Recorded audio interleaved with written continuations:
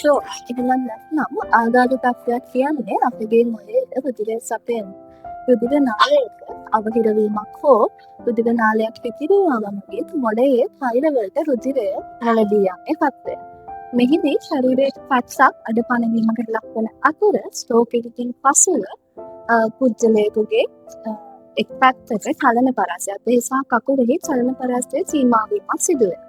ඒ වගේම මාංශපේශී දුර්වල වීම, බැලන්ස් සහ කෝඩිනේෂන් අඩුවීම හේතු කොටගෙන ඉඳ ගැනීමේදී, සිට ගැනීමේදී සහ ඇවිදීමේදී පුද්ගලයන් විවිධ අපහසුතාවලට පත් වන්නට පුළුවන්. මෙම හේතුවෙන් පුද්ගලයන්ට එදිනෙදා ජීවිතයේදී වැඩ කටයුතු කිරීමේදීද විවිධ ගැටලුවලට මුහුණ පාන්නට සිදු වෙනවා.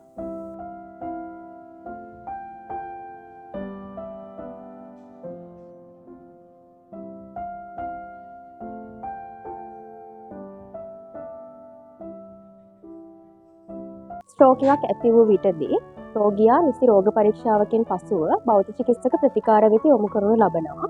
භෞතික චිකිත්සක ප්‍රතිකාර මගින් රෝගියා නැවත යථා තත්ත්වයට පත් කිරීම තමයි සිදු කරන්නේ.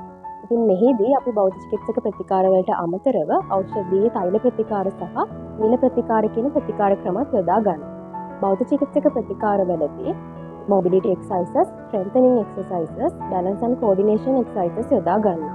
ඊට අමතරව නියුරෝමස්කියුලර් කෝඩිනේෂන් මගින් නැවත අඩපණ වූ ස්නායු යථා තත්ත්වයට පත් කිරීම සිදු කරනවා.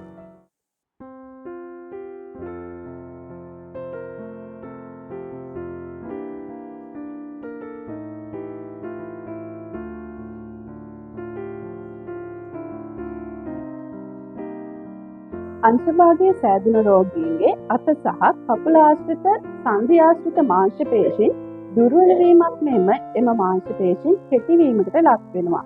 ඒ හේතුවෙන් මෙම සන්ධි ආශ්‍රිත චලන පරාසයන් අඩුවීමක් වෙනවා. අපි මේ නැවත යථා තත්ත්වයට පත් කර ගැනීම සඳහා මොබිලිටි එක්සර්සයිස් වගේම ස්ට්‍රෙන්තනින් එක්සර්සයිස් භාවිතා කරනු ලබනවා. කෙටි වූ මාංශ පේශීන් නැවත දික් කිරීම සඳහා ස්ට්‍රෙචිං එක්සර්සයිස් එහෙම නැත්නම් ඇදීමේ ව්‍යායාම සිදු කරනු ලබනවා. ඒ වගේම සීමා වූ චලන පරාසයන් නැවත යථා තත්ත්වයට පත් කර ගැනීම සඳහා මොබිලිටි එක්සර්සයිස් එහෙම නැතිනම් අපි රේන්ජ් ඔෆ් මෝෂන් එක්සර්සයිස් භාවිතා කරනු ලබනවා. ඒ වගේම දුර්වල වූ මාංශ පේශී නැවත ශක්තිමත් කිරීම සඳහා ස්ට්‍රෙන්තනින් එක්සර්සයිස් එනම් ශක්තිමත් කිරීමේ ව්‍යායාම භාවිතා කරනු ලබනවා.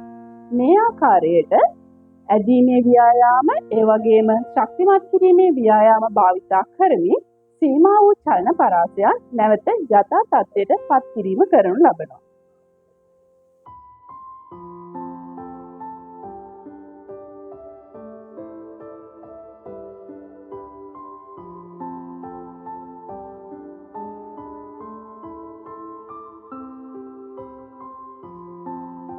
බැලන්ස් එක්සර්සයිසස් මගින් රෝගියා ඉඳගෙන සිටීමේදී, සිටගෙන සිටීමේදී වගේම ඇවිදීමේදී සමබරතාවය ඇති වෙනවා.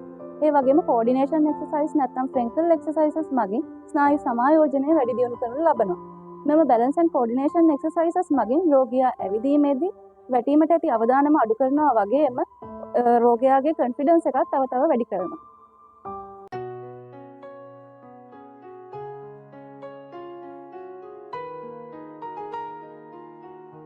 අපගේ අරමුණ වන්නේ රෝගයා හැකිතාක් ස්වාධීන කිරීමයි.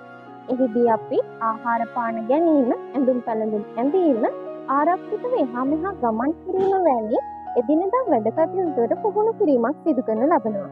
ඒ වගේම රෝගයා ආයතනයෙන් පිටව යන විට රෝගයා ගෙදරදී සිදු කළ යුතු ක්‍රියාකාරකම්, ව්‍යායාම පිළිබඳව රෝගයා සහ පවුලේ අය දැනුවත් කිරීමක් සිදු කරනු ලබනවා.